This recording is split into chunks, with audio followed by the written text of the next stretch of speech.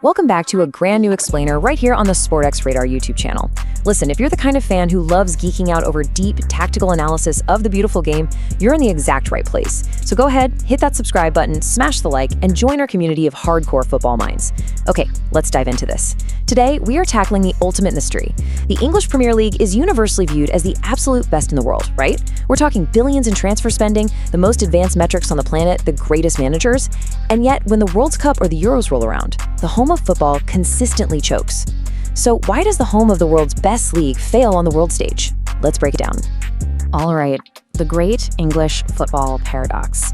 I want you to put on your managerial hats for a second here, because we're going to look at this not as emotional fans, but as cold, hard, tactical analysts. For decades, the English national team has carried the literal weight of an entire nation's expectations. And a lot of that pressure, it's fueled by the sheer spectacle of the Premier League. I mean, it's a league that outspends its European rivals by billions of pounds.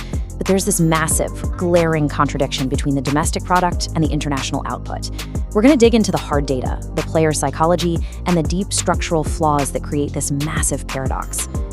So here is our tactical blueprint for today. We'll start with the great English football paradox, then move into the root causes of failure, look at the Premier League disconnect, switch to a critical tactical perspective, and finally lay out the path to resolution. Let's get into it. Section 1, the great English football paradox. It really makes you wonder, how can a country export the most successful domestic football product, yet stare at an international trophy cabinet that's basically been gathering dust since 1966? The divide we're looking at is just staggering. On one side, you've got the Premier League. It's a complete financial juggernaut, right? A tactical laboratory where brilliant minds like Pep Guardiola and Jurgen Klopp have literally revolutionized the sport. But then, on the other side, look at the national team's last 2 decades. It's just a highlight reel of agonizing quarterfinal exits and a shocking lack of silverware.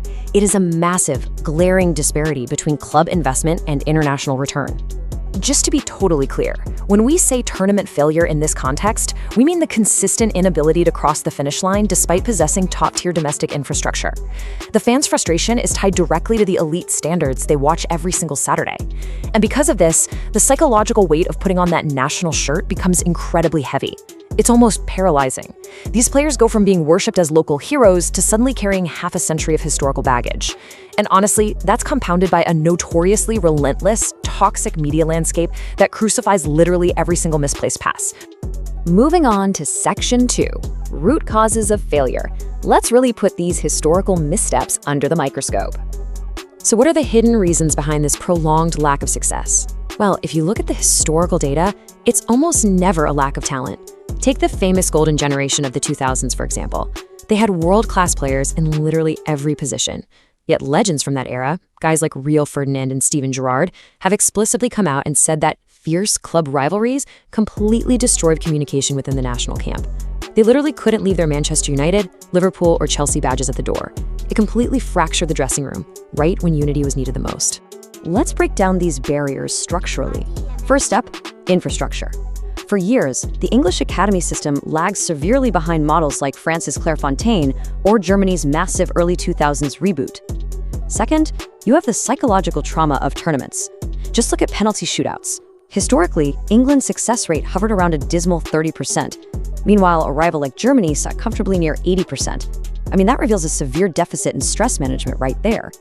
And third, that brutal pressure from fan expectations we talked about, it often paralyzes dynamic, exciting attackers, basically turning them into cautious shadows of their domestic selves. Which brings us to Section 3, the Premier League disconnect. We have to ask, is the very thing English football is most proud of actually dragging the national team down? Now, what's really interesting about this disconnect is the financial and structural reality of the league. That immense wealth means clubs often prefer just buying established foreign stars rather than trusting homegrown academy players.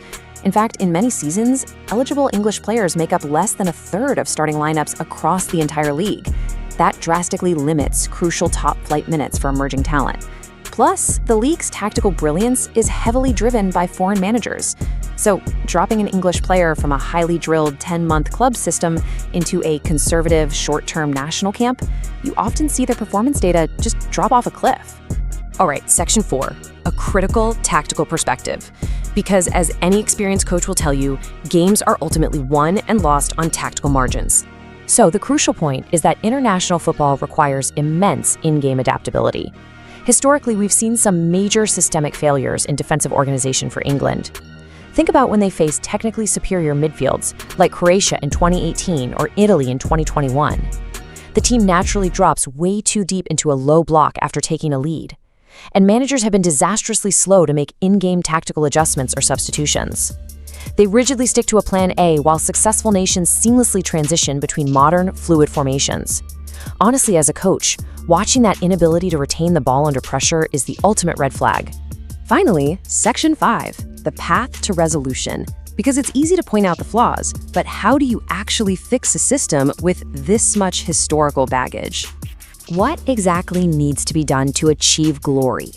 How does a footballing nation engineer a permanent long-term solution to a decades-long crisis? I'll tell you right now, it takes way more than just hoping the next generation of teenagers happens to be exceptionally gifted. It requires a master plan completely devoid of emotional bias. Let's see how this step-by-step approach builds a roadmap to success. Step 1 is psychological. The FA absolutely must shield players from media toxicity and use advanced sports psychology to manage stress levels. Step 2 requires deep tactical alignment. We're talking about implementing a unified playing philosophy from the under-15s all the way up to the seniors, kind of modeling the seamless transitions of the Spanish and German systems.